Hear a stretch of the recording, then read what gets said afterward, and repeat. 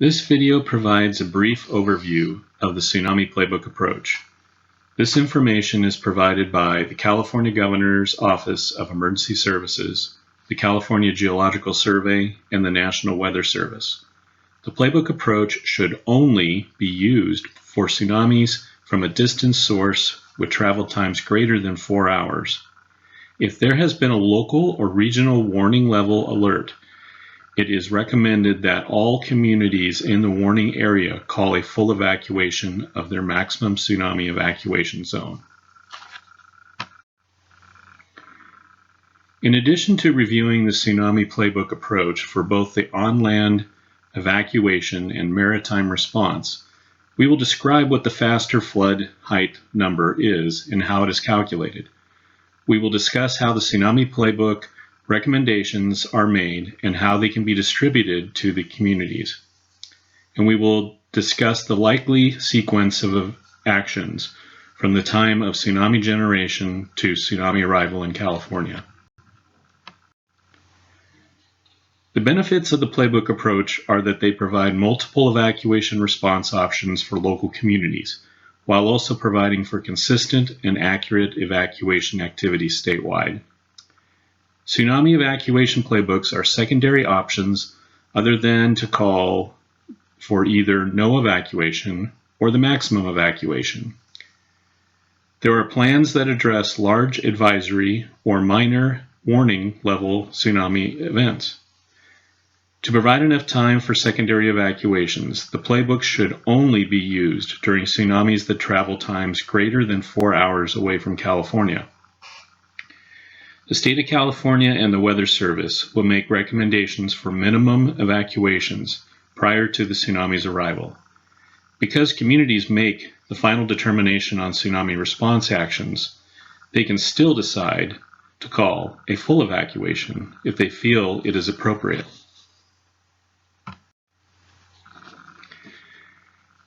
Response playbooks have also been created for ports, harbors, and marinas in California.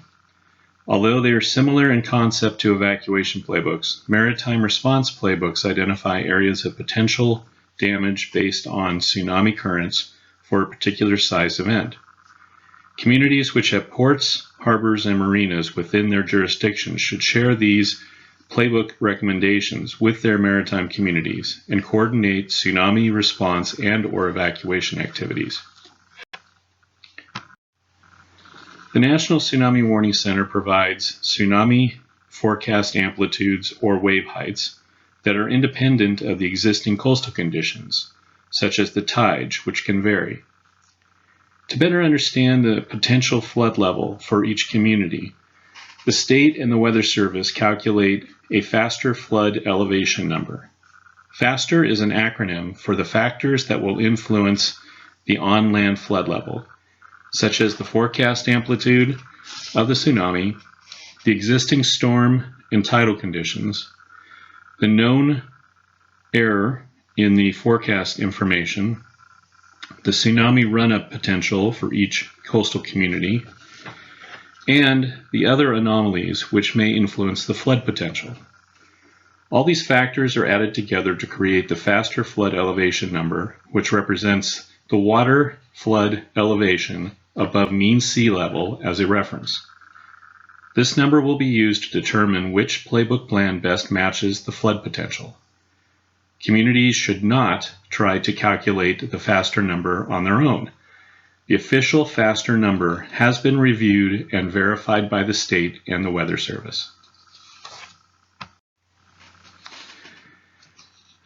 We have reviewed the evacuation and maritime playbook methods and the faster flood elevation approach. We will now describe the typical sequence for tsunami messages, teleconference calls, and receipt of the Tsunami Playbook recommendations. After a large earthquake around the Pacific, a tsunami may be generated. Within the first 5 to 10 minutes after the earthquake, the National Tsunami Warning Center will send out a tsunami information statement with a preliminary earthquake location and magnitude, and could also include language that a tsunami may have been generated, which might impact California. Within the next 30 minutes, the Tsunami Warning Center will hold a teleconference with the state emergency management agencies and the Coastal Weather Service forecast offices to provide updates on the magnitude and the potential for a tsunami. It may take anywhere from 1.5 hours to 3 hours after the earthquake for the Warning Center to accurately determine the tsunami threat level for California. Community and community leaders should be patient while the Warning Center waits to collect information and make the most accurate forecast possible. During this time, the state and the Weather Service will continue to communicate with the county emergency managers via teleconference calls and provide background information about the tsunami arrival times and general tidal conditions during the first 6 hours of tsunami activity, which is typically the most dangerous. The State and Warning Center will also be gathering detailed information about the existing coastal conditions, like the predicted storm surge and tidal conditions. This information will be uploaded to the FASTER computer program. Once the Warning Center provides forecasts of the expected tsunami wave heights, this information will also be entered into the program to complete the FASTER flood level calculation and the community playbook recommendations. After the FASTER numbers in the playbook recommendations have been reviewed and verified, they will be shared with communities within the next 15 to 30 minutes. The playbook recommendations will be made available to the county emergency managers through a number of ways, including a password-protected Basecamp webpage and emails from CalOES. The information for each community will be provided in a table similar to the one shown. Both the evacuation and maritime playbook recommendations will be listed adjacent to one another. The evacuation phase recommendation to the left in the light brown, and the maritime plan recommendation on the right in the light blue.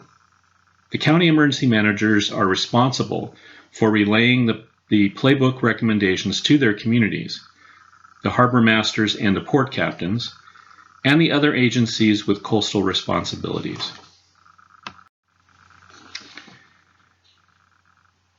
As previously mentioned, the purpose of the evacuation playbooks are to provide secondary evacuation options and identify which areas should be evacuated at a minimum. Each community should have a playbook evacuation guidance report containing several playbook phase maps and directions for use. Once the playbook phase recommendation plan is known, communities can use the quick reference guide on the last page of their report and go to the appropriate pages which provide the evacuation map and the associated plan.